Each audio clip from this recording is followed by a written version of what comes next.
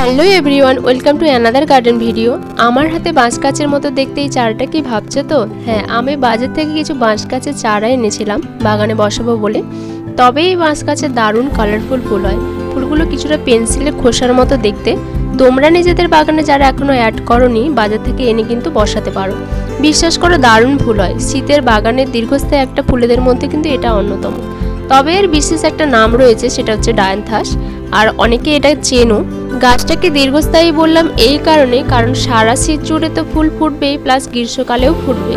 আর গাছটাকে যদি ঝাঁকড়া করে নিতে পারো পিঞ্চ করে, আর পুরনো পাতা শুকনো ফুলগুলো তুলে রেখে, তাহলে একটা মিনি বাঁশের ঝাড় তৈরি হবে। আর সেই ঝাড়টাকে যদি তোমরা বর্ষাকালে শেডের তলে বাঁচিয়ে রাখতে পারো, তাহলে পরবর্তী বছরে অনেক অনেক ছোট ছোট চারা তৈরি করতে পারবে।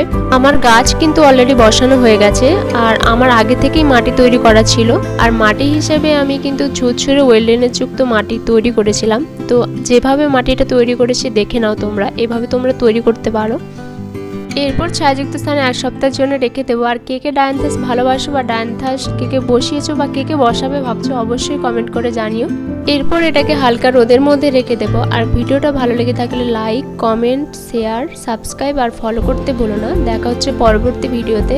তো আজকের মতো টাটা।